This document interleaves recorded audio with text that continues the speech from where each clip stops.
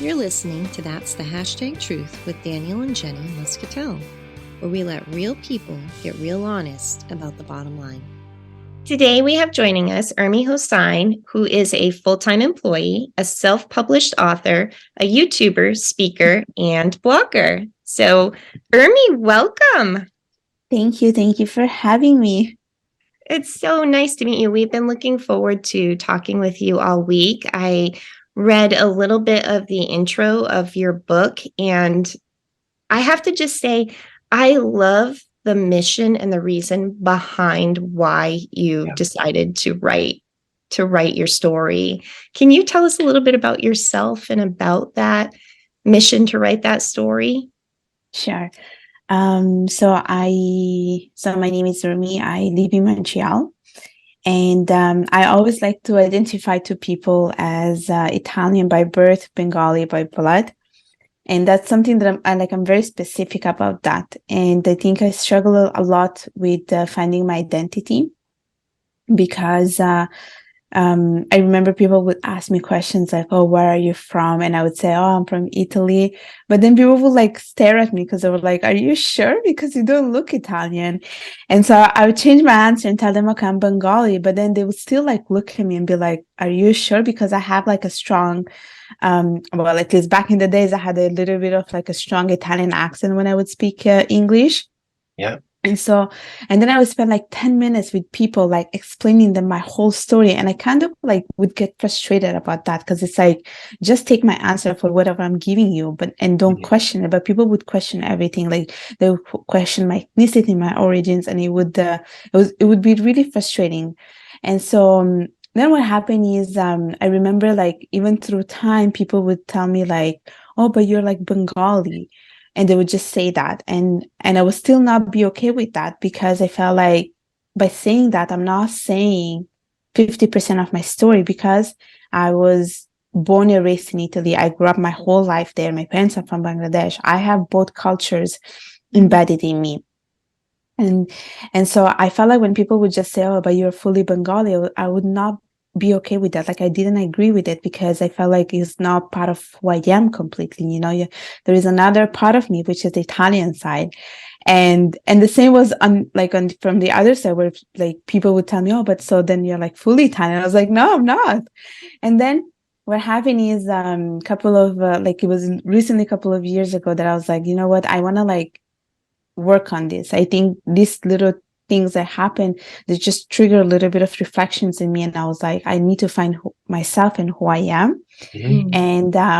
And that's what I was like I wasn't like in the process of like, okay, like a certain time, like within this time, I'm going to find out who I am.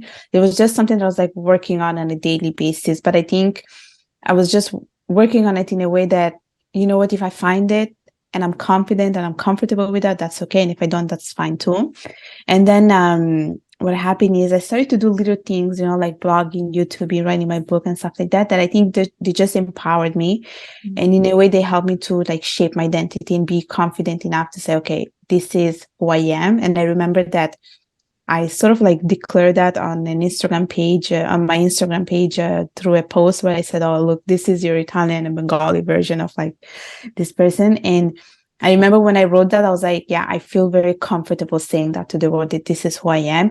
And I might not be Italian by blood, but it's still like part of my identity because I grew up in Italy my whole life. All the people that I hanged out with, they were all Italian. I went to an Italian school. So it was like, the whole Italian culture was really part of me. And I remember even like at home or with my sister or with my friends, I would speak Italian as if it was like my mother tongue almost. And I always say to people, it's like almost my mother tongue, because even though like at home we would speak Bengali because that's the language that my parents taught me and that's the language that they knew back then, I started to speak Italian with my sister because we were both very much comfortable expressing ourselves, our feelings, emotions much better in Italian. So we somehow like brought it into our house that, you know, we're growing up in a Western culture, even though like our home is very South Asian, but I think in a sense, we also brought that part in our household because even when I was growing up, like I, for instance, always like to eat pasta. Like I really like to eat pasta and then I like to have the Italian cuisine. I like to speak Italian and stuff like that. So like I think I was already embracing that from when I was a kid, but I was like not very like conscious about that. And so now I just go and tell everyone that yeah, I am Italian by birth, I'm Bengali by blood, and I don't want anyone to question it. And I'm very specific about this. So that's why I like to be specific. I mean, I think that's absolutely beautiful that you, one, just went on this journey to say something needs to be clarified here.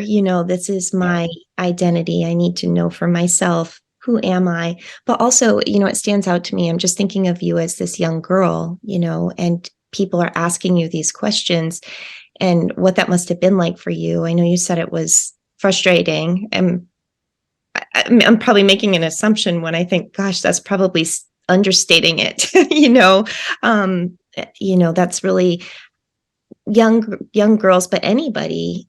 There's so much caught up in our identity and finding that sense of belonging and just finding your place in the world, especially, I think about every teenager that goes out into the world, right? They're still trying to find, where do I belong? Where do I fit? But you have this whole added layer of that with all these external pressures as well, complicating that process for you. Yes, yes, exactly. And I think what helped me in a way is it was also the fact that because now I live in Canada and I can see the diversity and I can see many more people that resemble me. Like maybe we're not sharing the same ethnicity, but they are, like Chinese American or I don't know, they are Korean, Canadian or something like that, So I feel like I started to not feel alone in this journey when I started to see that there are more people like me. And the fact that I am on Instagram, I see like a community of people that like share the same kind of story, like not fitting in, not sure like what the identity is. So I was like, you know what? It's pretty normal how I'm feeling. And it's not like, because I went for a couple of years feeling like, okay, maybe it's not normal that I'm feeling this, that I have, that maybe I should like think about one ethnicity, but then at the same time, I was like, it does not feel right for me. And I started to think that, yeah, probably it's like not normal. But then with like a couple of like internal work, I started to realize that this is totally normal. And I can see that other people feel the same way. So I was not feeling like lonely in this. Yeah. And I think that's one of the beautiful things about sharing your story as well, is because that so many people feel like I am alone in this, and there really isn't anybody else who can understand. And while all our walks are different, and, your experience might be slightly different than somebody else's, what's the same is so much stronger. And you, by sharing, can give somebody else hope and empowerment and just that drive to feel like, you know what? This is who I am, and I'm proud of that, Now, as you wrote your book, you're putting all of this out on paper. I read in the beginning of your entry that you did this in 30 days. Is that Yes. I was very like so basically like my objective of writing a book was always there, but I never put like a timeline. Okay, I'm gonna do this before a certain age. And then what happened is I was talking to a friend, and he also published a book. He's a professor. He published a book just for like for fun. And I was like, okay, just tell me how you did it. And then he was like, yeah, there is this book called How to Write a Book in 30 Days. I was like, okay, let me just look it up. And so I read that book while I was on vacation. And then right after I came back, I was like, okay, you know what? I'm very determined about this. I'm going to like sit down every day, write a little bit about it. And because like it's about myself, it was easy. Like I wasn't like, I didn't have to make any type of research before writing the book. And so, and I was already speaking about finding my identity in like different podcasts. So I was like, you know what? I need to have this summary, like in like concretely, I need to have it summary. So I was like, I'm going to sit down, write a little bit every day. Let's see where that goes. And so what happened is I would go to work, come back from work, and every afternoon I would sit down for like 30 minutes, an hour, and try to write as much as I could. And then I was very determined that, after 30 days, I'm going to like finish it up. So I finished the first draft after 30 days. And then I found someone like, because it's self-published, I had to like edit it.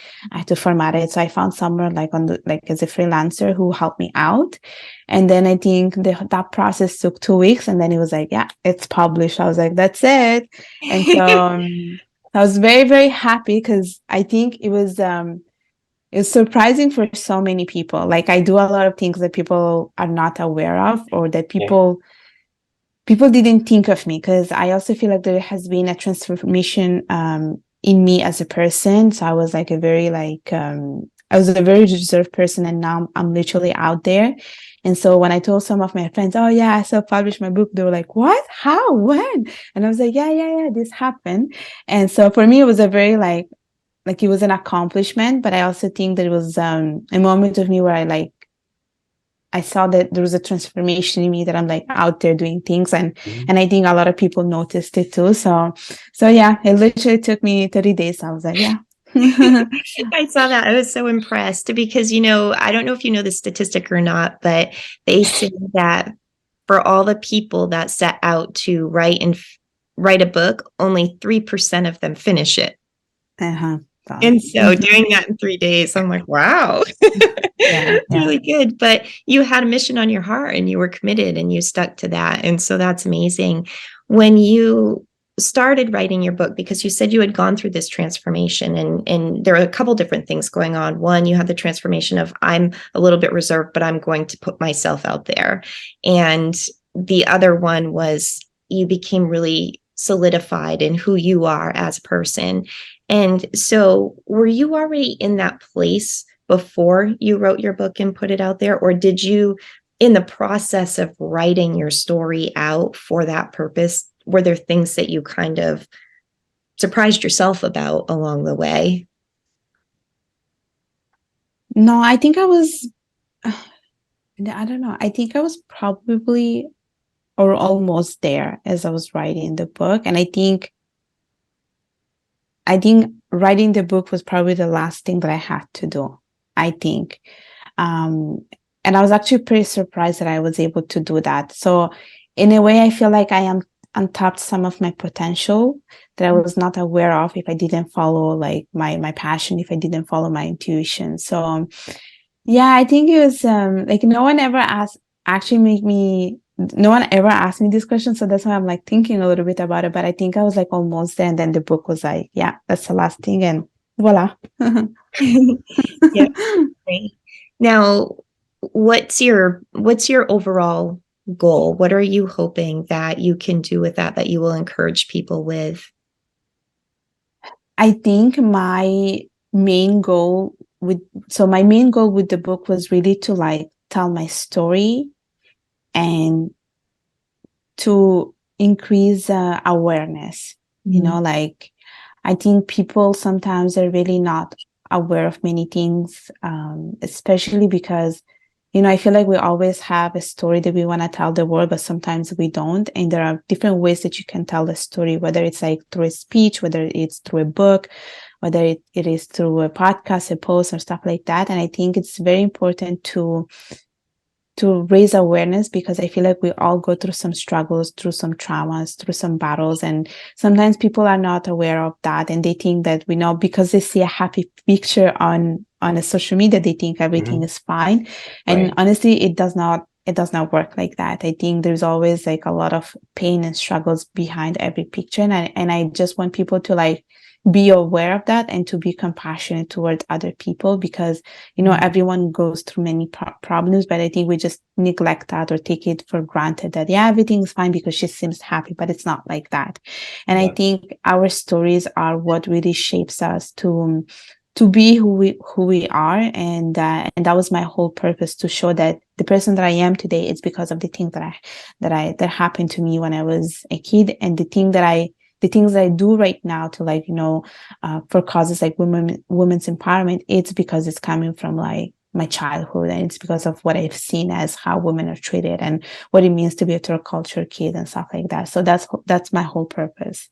I love that so much. I think it's so important that if we can be vulnerable with one another and we can connect with one another, then we can understand what each other's journeys are. And just like you say, have compassion and have empathy and show love and kindness. And so I heard you say that one of your causes is women empowerment.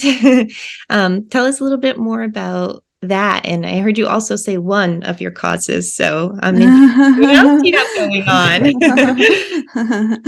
Yeah, so women's empowerment is probably the one that is like that I care the most, especially because I grew up, or in the society, like the culture that I come from is very there's a lot of double standards, and women are treated a certain way. Women can do only certain things. I'm not okay with that. And what happened is like literally during the pandemic, I was like, okay, I think I have some time in my hands. I want to see if I can give back, help other people while being at home. And so I started to join different organizations virtually, like they're called, like one of them is called Girls Are Powerful. The other one is called Budget Buddies. I joined different ones, and I joined like as a mentor, as a coach, and these are all volunteering basis. And then what happened is some of the volunteering activities that just finished after the pandemic, because they were all virtual. But then I still wanted to go forward with that. And so this year I joined two organizations where I'm like, you know what, I have completely control of it, and I can actually like make a long-term impact on this. So one of them is called Speak Up, and it's basically this non-profit organization that fights child marriages in Bangladesh.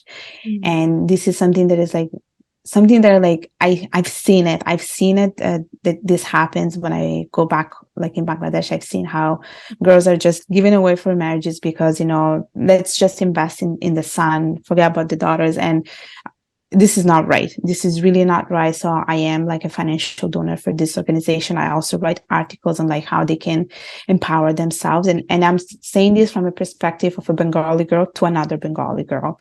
And so that's one of the organizations that I joined. And the other one that I joined, it's called Women in Leadership. And basically they have different chapters within Canada. And even though I live in Montreal, I'm part of the Victoria chapter because it's a virtual opportunity. And I'm there as a social media lead.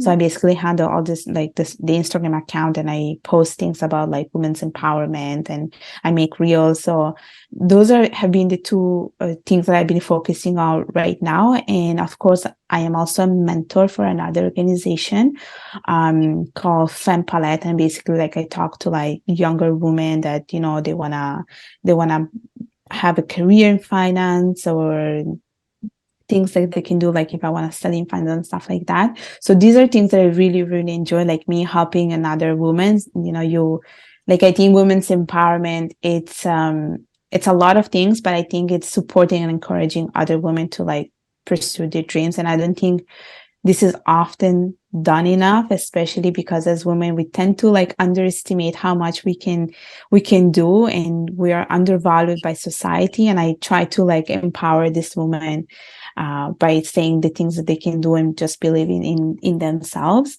And I know I said women's empowerment is one of my causes. Like other causes in general are more like helping out other people. I did also other volunteering activities where I volunteered in like children's hospital, or I volunteer for like elderly people with the loss of mobility. I would just visit them and have friendly chats. So these are also some of the things that I really enjoy too. Well, I mean, you just, there's this light that comes off of you, you have such a heart for service and such a heart for other people. And it's just amazing that, I mean, my daughter spent a lot of time in the children's hospital, but also I'm around a lot of young girls because I have two young daughters. And so they've always been bringing girls into the home and things like that. And everything that you say, I'm like, gosh, where were you when my kids were growing up? Your voice would just be so impactful, and is so impactful. And I can just, you have that about you. You speak and I'm inspired, and you share your story and I'm engaged. And I feel like you're going to just be such a hope and a light to all of these young girls whose lives you're reaching out to. Thank you. Thank you. Yeah. Now, Dan is Italian. My Muscatell name is married. And we concur. Pasta is fabulous. Sure is. So good. Yeah. Yes. Yeah. I myself am not from Italy, but my family is, Hold on, but your last name is not Italian though. Well, it's Muscatell now, but when my grandfather came over from Italy, it was Moscatelli, but Oh, he changed it to Muscatel so it didn't sound Italian because it was back in that time there was a lot of discrimination against Italians, so he couldn't get a job. So he changed it to sound different. got it. That's so nice. Okay, nice. Okay. Every time we go to his mom's house, she still has food is huge, right? And so she feeds us like so much food. Yeah. And we're sitting at the table and she's like, okay, here you go, honey. Here's your breakfast, eat up. And we'll think that this plate is for all of us to kind of pick off and put on our own plate. And she'll be like, no, that's yours. And I'm like, oh, I can't eat that much. But yeah, so like, no, I get your love for pasta. Yeah, I love it. It's so good. It just brings me so much happiness when I'm eating pasta. So much happiness. Me too. Yeah, it's so good. Yeah, no, it's funny that you said that because or I think I read it maybe on your site. I don't remember because Dan himself, when I met him, I'm like, gosh, you eat so much pasta. He goes, I could eat it every all day, every meal. I could eat it every day. I would never get sick of it. Me too. I'm like that. I remember I got the same comment too because I would bring pasta at work every day and they were like, first of all, you eat so much pasta and you're like super skinny. That's the first comment they made. And they were like, you eat like pasta literally every day. Are you not tired of it? I said, I can eat this for breakfast, lunch, dinner. I would never be tired of it. It's so good. It's so good. Yeah. So now that, you've done all of these amazing things, what's next? So I do want to, this is the thing about me that when there is no opportunity, I somehow try to find the opportunity or create it. I don't know how I do this. But one of the things that I want to do, well, this is one thing that happened to me actually literally yesterday. And it was something that I did not see coming. So I went to speak virtually for this organization called 100 Women in Finance. And basically I was part of a panel of like other women that work in the industry. And we were speaking to like this university in the United States. And we were speaking to young girls who want to study in finance and they want to know like some tips on like, what do we need to study and work in finance? And somehow the person from the university noticed me. And then she was like, you know what? She messaged me separately. She was like, I want to invite you to like do an interview with me for the university. And I was like, what? So this was like an opportunity that I did not see coming. And so yesterday we did an interview and she asked me like a bunch of questions about like studying and working in finance and, how insurance and risk management play a role into this. And so like, I like doing these things. I like when opportunity comes and I think I did not see that coming. So I'm always very open to do these things. And the other thing that I want to do, like from my own personal goals is to give a TED Talk eventually. And this has been it has been there for the past, I think 4 years. And I still haven't like decided when I want to give this TED Talk, but I go to the Toastmaster Club to work on my public speaking skills. So giving a TED Talk is one of my things that I want to do like sometime soon. Yeah. And the second one, I do want to like write a second book. And I think there's like a continuation about what I wrote in my first book that I want to talk about, where I feel like it needs even more awareness in the world. So those are for now my two things that I want to like achieve. And of course, I still want to continue doing like volunteering, supporting causes. I do get inspiration for many women in the industry. I really like what they pursue. Like Meghan Markle, how she gives back to the community and she goes like to different countries and she does all this humanitarian job. I also saw yesterday, I was just seeing Priyanka Chopra, who also does the same thing. And whenever I see this woman, I'm like, this is what I want to do eventually. Like I want to go to like different countries and help out because now I do it locally, but I think I want to go and have like a global exposure and go to different countries. So that would be also something that I would like to do eventually. That's amazing. Well, you spent all this time encouraging everyone around you. Who would you say is your biggest encourager? As in like who has encouraged me so far to like pursue my things. Yeah, who's your cheerleader that you go to when you say, you know what, I'm thinking about doing this new thing? So this is the thing, I have a couple of friends. That's why I cannot say one. They're gonna kill me if I just say one. I do have 4 or 5 friends that I go to and I tell them everything that I accomplish or everything that I want to do. Yeah. And they are always like supporting me. And I think it's always important to have that strong support system that just like encourages you to like do things and rather than put you down.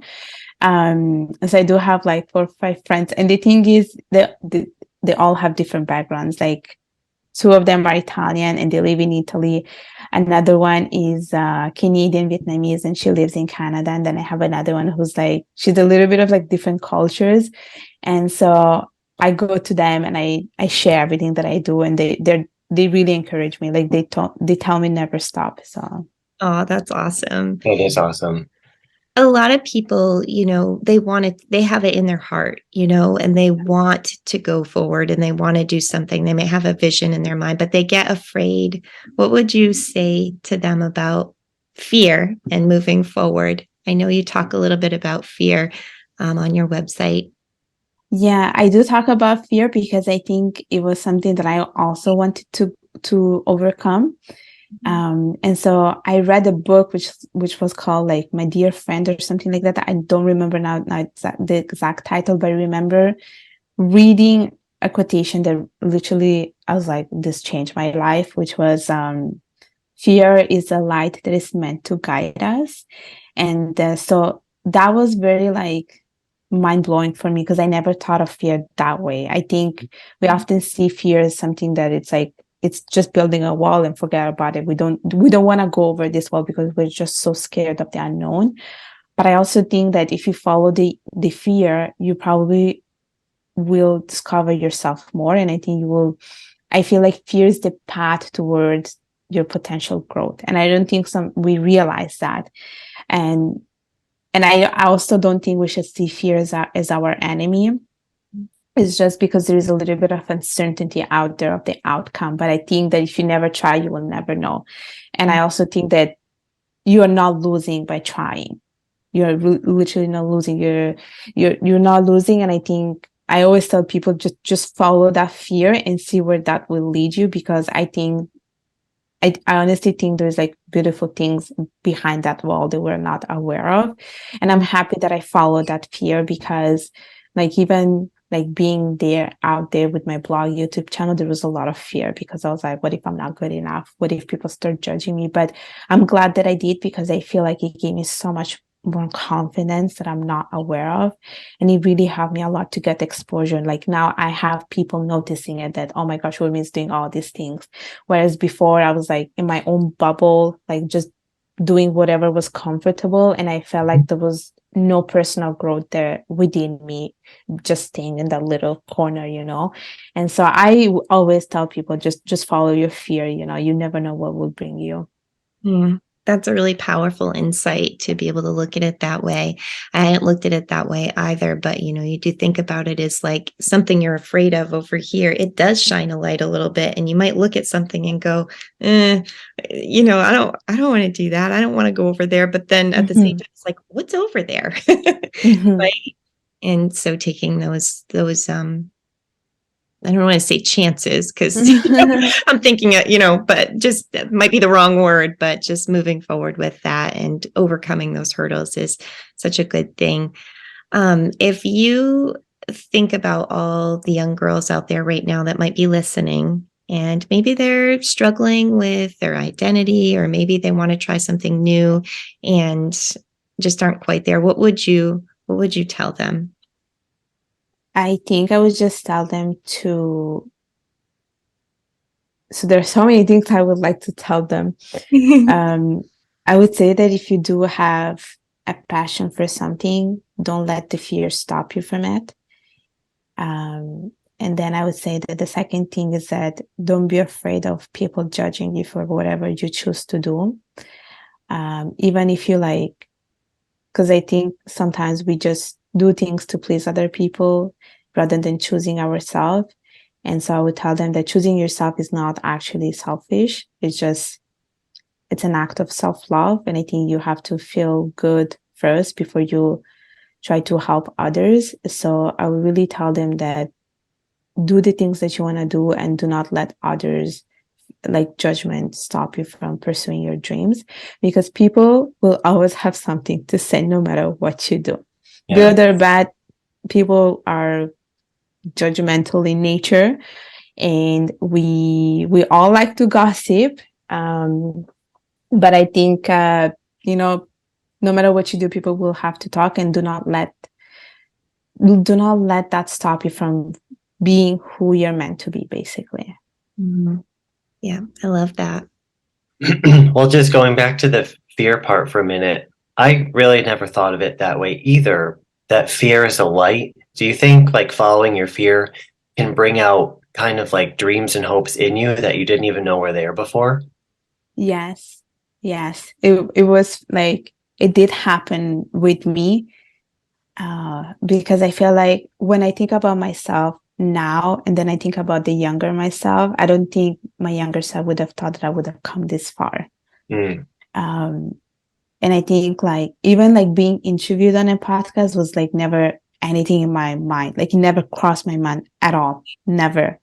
And now I've been to so many podcasts. Like if you like just Google my name, I'm literally everywhere. And this was like something that I never thought of. And so I feel like it just helped me to untap things that I was not aware of. Yeah, definitely. Now, That's really awesome.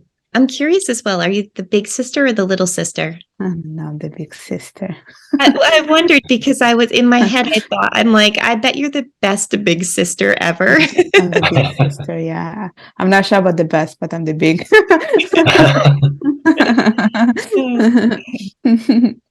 That's an awesome goal of wanting to do a TED Talk.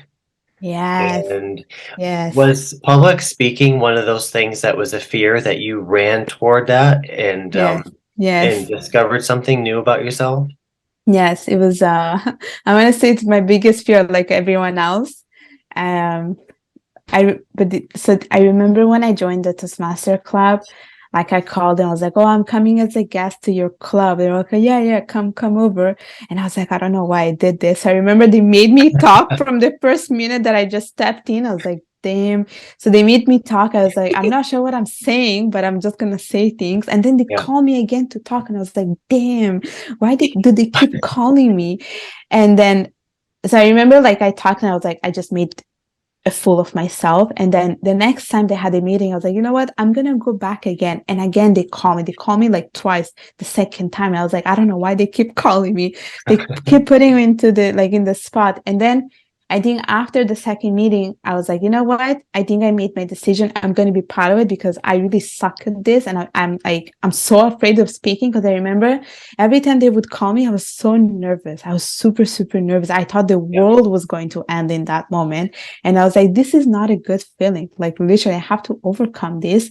And I also remember like seeing all these people speaking and being mesmerized. And I was like, this is what I want to do eventually. This is how I want to talk. And I want to be comfortable with that. I don't want to feel nervous about anything. And so I actually like signed up, and it's been 4 years that I'm part of this club. And oh, wow. Yeah, it's been 4 years. I'm happy that I'm part of it, because I feel like not only I worked on public speaking, but I also feel like it helped me to, like, I also work on my leadership skills. And because like the Toastmaster Club is also about leadership skills. And so I'm glad that I stayed, because I developed many, many things. And I'm glad that I stayed because I feel like I'm able to handle interview questions, like in actual job interviews, and also like podcasting. Because the thing about Toastmasters is that, yes, you have prepared speeches, but you also have unprepared speeches. So they literally put you on the spot and you have to give a minute speech, but it has to be like a certain way. It has to be like organized. So you really have to be like quick and prompt with that. And so I feel like it has helped me also with other aspects too. So yeah. That's really awesome. That sounds like a very cool journey. Yeah. Just in that one thing, it sounds like you've learned so much. And myself and many of the people who listen, I know they're going to be encouraged. Yes. I love public speaking now as much as I hated it at the beginning.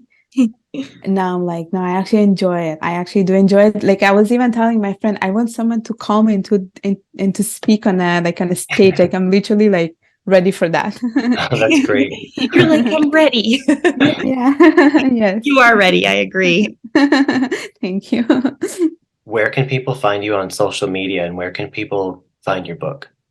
Yes. So, okay. So people can connect with me on LinkedIn, and it's Urmi Hossain. That's my full name. Mhm. I also have a YouTube channel where they can subscribe to. It's called Urmi Hossain. Mhm. And then I have my blog. It's called myways.ca. And then I have my book, which is available on Amazon. It's called Discovering Your Identity, A Rebirth From Interracial Struggle. And then, of course, I'm also on Instagram, and it's called Urma Mio.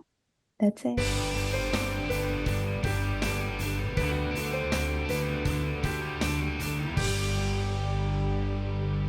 Oh my goodness, she was so inspirational. I just love her heart. And all I could think was, you and the light that you share is just needed by young women everywhere.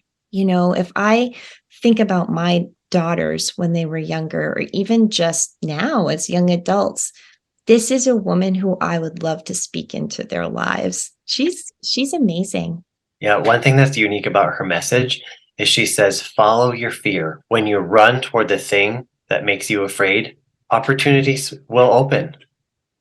And she's a good example of that. You know, she's faced a lot of her fears, and when opportunities arise, she's not afraid to kind of go jump into those. So can't wait to fully read her book. The intro was amazing. Her experience is amazing. And she just really has a great insight. And the message that she shares about the importance of telling your story is just so necessary and important.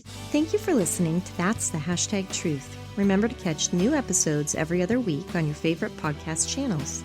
To learn more, visit us at jennymuscatell.com or muscatellministries.com.